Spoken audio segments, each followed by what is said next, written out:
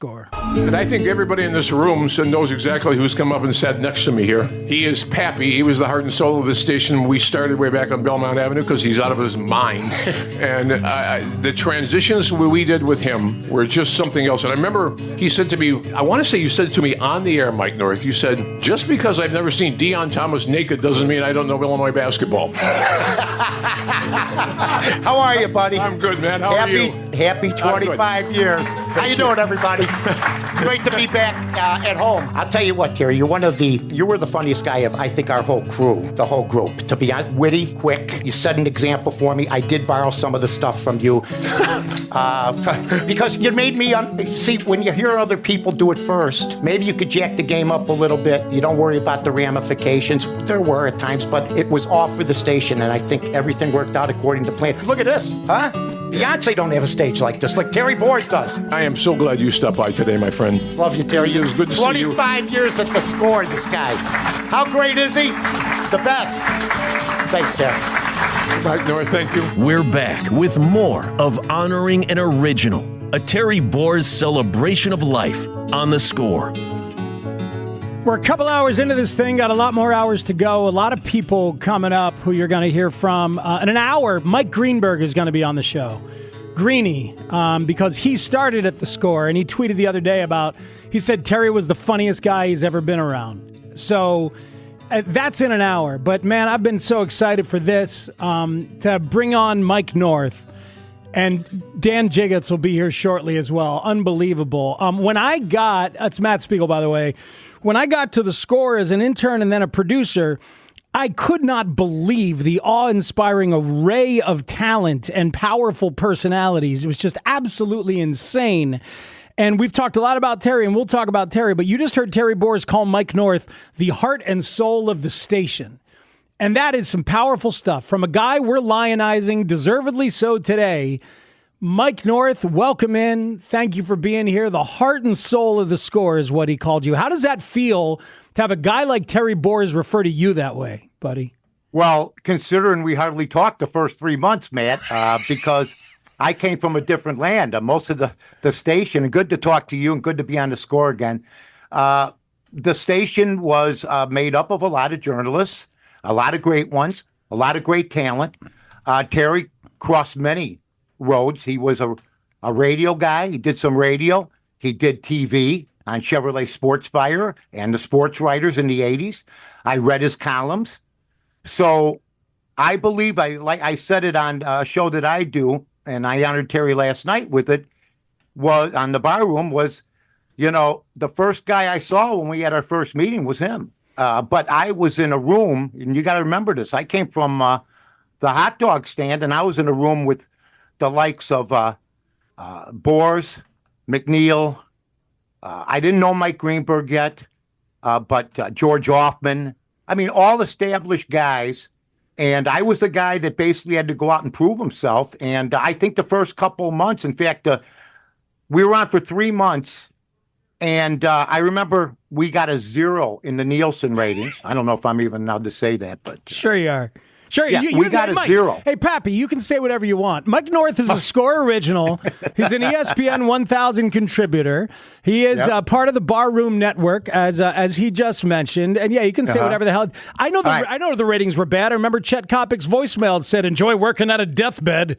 For McNeil, you guys always used to play. But yeah, go ahead. Yeah, well, I'll give you an example. Chet Kopic said I was a 10th-rate hot dog stand owner, a George Wendt impersonator, and that I basically said, well, wait, I was here before George Wendt, before anybody knew who he was. We all have a Chicago accent, and that's when I knew that we had something maybe good going. But when I saw Terry Boers in the meeting, I said, wow, But then after the first 3 months, we got a 0 in the ratings, and everybody was baffled. And Terry comes up to me, goes, "You believe we got a 0 in the ratings?" He asked me, "Do I believe it?" And I said, "No way." He goes, "What do you mean?" "I'm out 4 nights a week. I can't buy a drink." I mean, there's people telling me they're listening in their cars all day, and so it doesn't make any sense. And then they went down to Nielsen, Harvey Wells, I remember, and a couple to Score management guys went down to Baltimore. And the Nielsen, as we found out, they messed up. They had us rated for a 24-hour station. So I never believed in the Nielsen book. Anyway, we made a ton of money. I had my dream job. I got to work with some great people, including Terry Boers, who, everybody always says, your show was great or that show was great. All three shows did something. I tell Mark Chernoff from WFAN back in the day, the Fan was a one-trick pony. He had Mike and the Mad Dog. You had Imus in the morning. I said, we had Tom Scher. We started with sports. We ended with sports. But nobody predicted that, and most people wanted us to die, including a lot of the newspapers, which I held against them my whole career because I didn't care what happened to them after they didn't care what happened to us. I always cared about the station first, and I took umbrage to people thinking I couldn't make it, or Terry couldn't make it, or McNeil couldn't make it, or Jiggetts couldn't make it. You guys were united in that, right? See, that's the thing. Like, I remember very clearly the three different mindsets of three different shows, but you guys had to be together in those transitions. I mean, like there was nothing like it. You and Jigs would have been working all day already. And then you got to deal with McNeil and Boers coming in there just raring to go and coming at you with full energy. And you had to rise up and meet Terry's energy and Terry's comedy, didn't you? Well, there's no doubt. A lot of it would be that they'd be listening to the show and the transition would transpire with something that pissed one of them off, but not Terry too much, Danny. But Terry was in the room and we'd go back and forth. And but the thing about us was there was no hard feelings afterwards. Yeah. The next day we'd see each other, and the next day we see. I mean, I worked with Terry for 16 years, and I'd see him after I'd get off the air, and they'd walk into the kitchen after one of our transitions, and there were some brutal ones. That's why people loved him. It was real. It wasn't scripted. We didn't know what they were going to talk about. We had to think on our feet. So the transitions were absolutely marvelous. They still are. I'm proud of them. A lot of stations do them now. Did you guys fight? Did you guys, like, did any of those scars linger or no? Inside, maybe. Inside, I think, with all of us at times. But then you just moved on. But there's no doubt there were zingers thrown at everybody. Jigs threw them. I threw them. Mac threw them. Terry, not so much. Terry and I always had our own lanes. We never had a problem, ever had a problem. But yeah, there was fights at the Score. Judge Surratt and Jesse Rogers over guests, nose to nose. Gleason, we fought with him. I heard you. Go ahead, Pap. I heard you talking about the show meetings. Yeah, and they tried to do the show meetings, and we absolutely did not want those. We said, no, we're on the street corner. Nobody has a script when they get to the street corner or to the bar. So I gotta know if your partner was always okay with that. And I want to hear Dan Jiggetts talk about Terry Boers.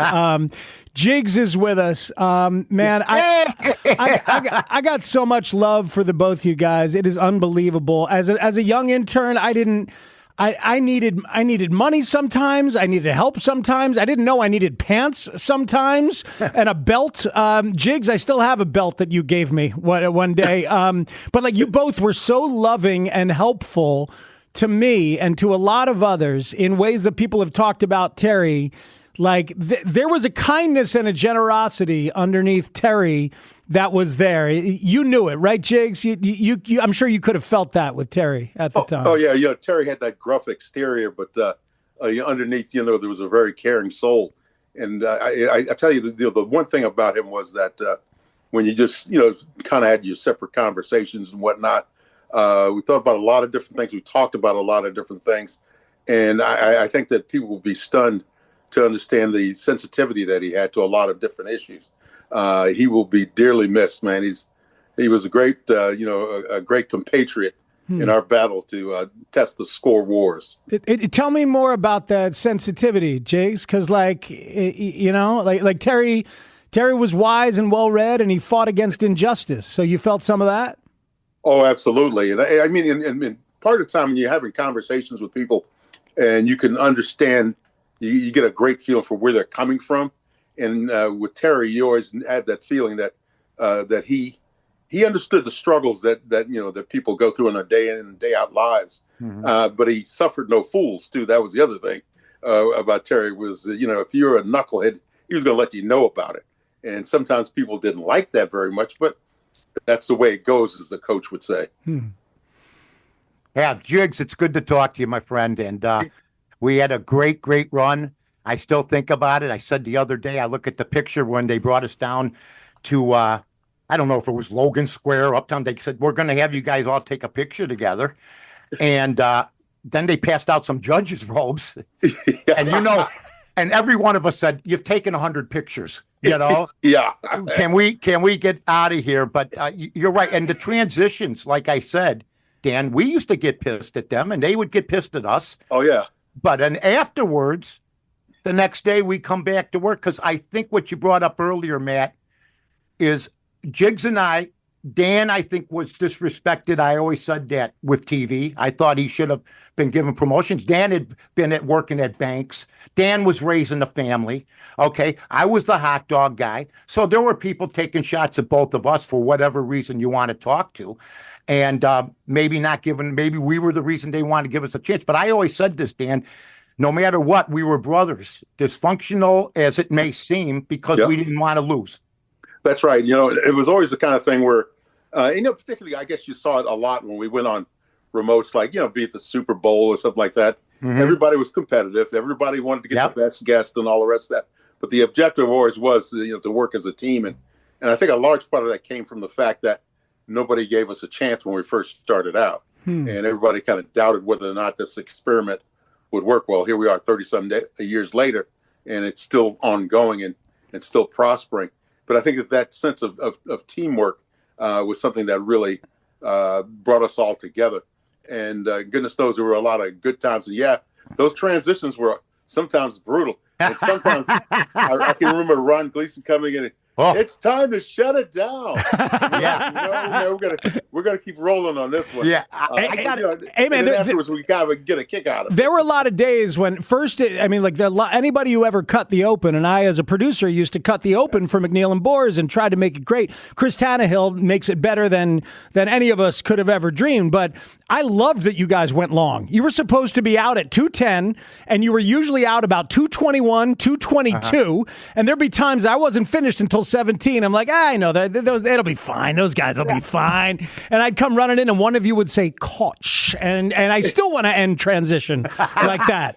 We were just talking about it the other day. But like Dan Jiggetts and Mike North both here with us as we're talking about Terry Boers. Jiggs, you played. You were a Harvard-educated, former Chicago Bear, classy, professional individual with TV pedigree. You were, in a lot of ways, you were the one that didn't belong, but like Boers was the one, as a writer, like, did you guys mesh? Did you guys have some respect for each other, even though you played and he was just an ink-stained wretch in his terms? Oh, sure. No, it was never about, you played and you didn't play, that kind of thing. It was about your thoughts. And that's what I think we should always kind of zero back on. And the other thing was too, and let us not forget in all of this, the fact that the other group that we don't often talk about were the listeners, and the people that will call in and really kind of help make the shows. And I don't know, again, in this day and age, whether or not that's still a piece of the puzzle.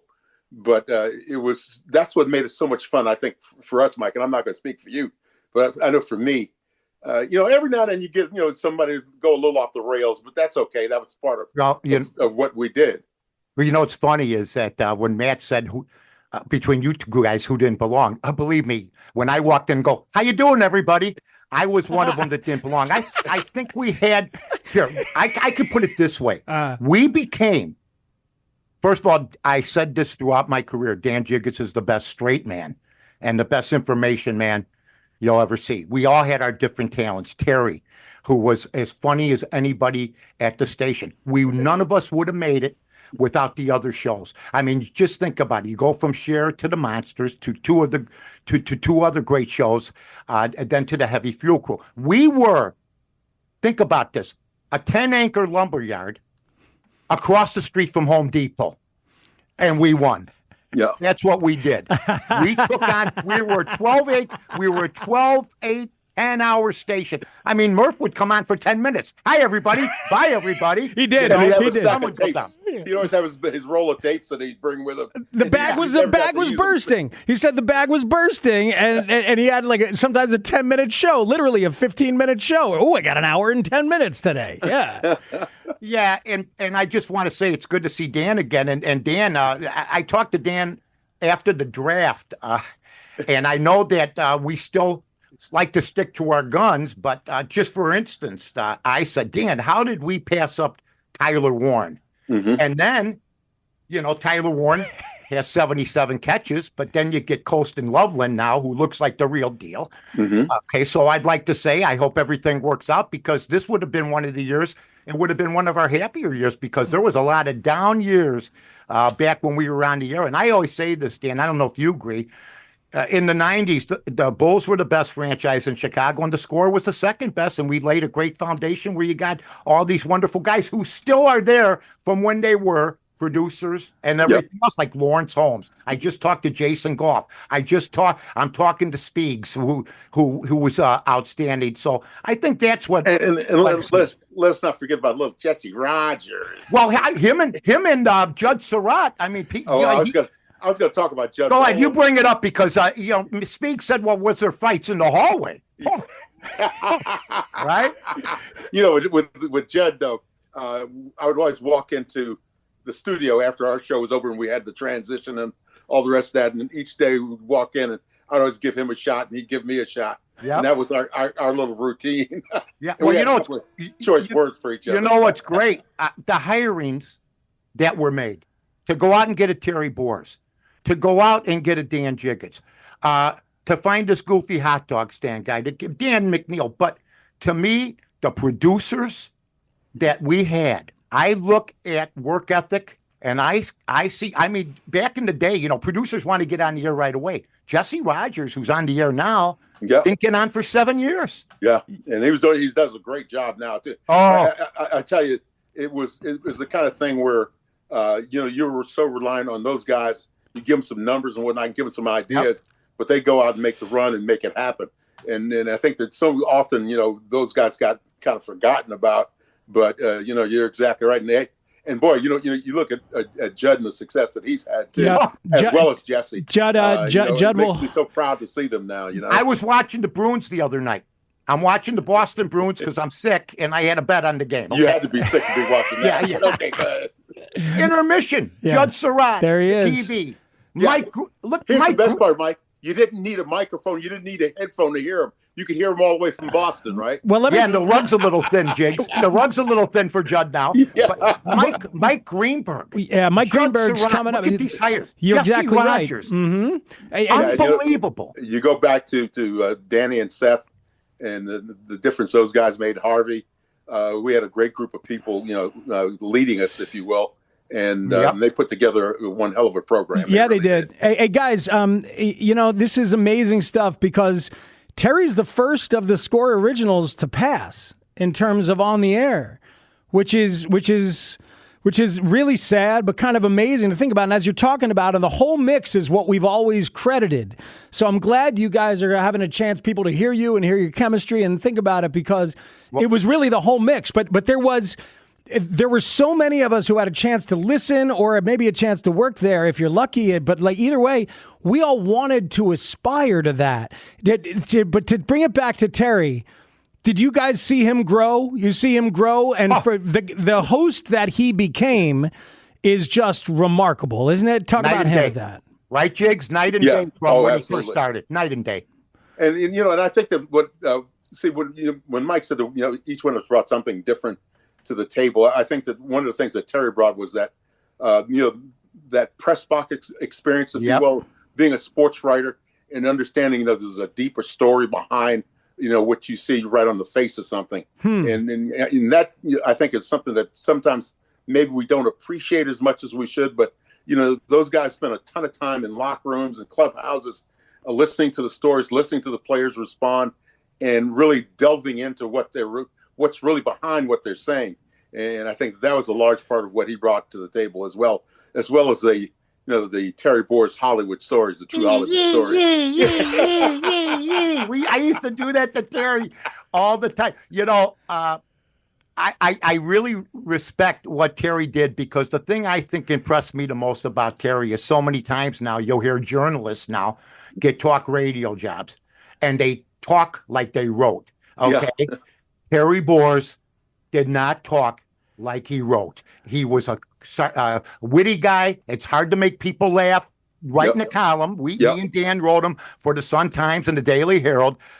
But then to make the transition, I think he is one of the guys responsible for opening it up for the Mariottis of the world, the Woody Pages, the Wilbons, the Kornheisers, because Terry proved you can be a journalist, I got the degree, but you can also get in the muck, hang on the street corner, and get it done. That's beautiful, guys. I think you're absolutely right. And I love that Jiggs is talking about the journalistic mindset and how it underpinned everything. And Pappy immediately goes, yee. That's it. That's it. That's the whole package right there. We made fun of each other. They talked about my accent, my clothes. Yep. You have an accent, Mike? Huh? Yeah. Well, I didn't even know it. You know what I'm saying, Dan? So, and by the way, it's good to see you. Dan's got grandkids now, cute as his buttons, for God's sake. The family's still doing good. But talking about the original To Go, I just saw something on X. I think you guys, if you take a look, the 4 surviving members of MASH got together. Alan Alda's 90. Gary Berghoff is in that age. Jamie Farr, yeah, and then Alda's partner Mike Farrell. They all got together. One's 86, 2 are 90. I think the Terry Boers. I was told at a party. I was at a party, a family party, and Mitch Rosen texted me, and I don't care. I don't care if you see the guy once a year or not. Dan may not see a lot of his old teammates that he played with, but when you see somebody you started with pass away who was a teammate of yours, it hit me different, man. It really did. Yeah, it's very tough, but I think that, looking back and knowing Terry and as much as, I could, throughout all those years, I think he would want us to, number one, have a good laugh. Good talk about him, have a great cigar, and sit back and a cup of coffee. And a cup of coffee and talk about the good time. That's right. Oh, Jiggs, when we'd go afterwards into after our show and go into the kitchen, Julie Swiker would be there, Jesse would be there, maybe Judd would run in, Danny Lee is there, just like 8-9 people. And then Terry would come in every 15 minutes. Yeah, circle. And if we would have taped those... Oh, my gosh. Guys, so much love for the both of you. The listeners love hearing you. I love getting a chance to see you and talk to you. And it's wonderful that you guys took some time out to talk about Terry. Hey, and also, let us remember, too, to say to his family, Carol, how much we miss him. Yeah, Carol, the 4 kids, and the whole family, man. God bless you, Terry. All right. Take it easy, Jan. Be good, Mike. All right, buddy. All right, Take care, Speaks. All right, we'll see you guys. That's Jiggetts and North. Unbelievable.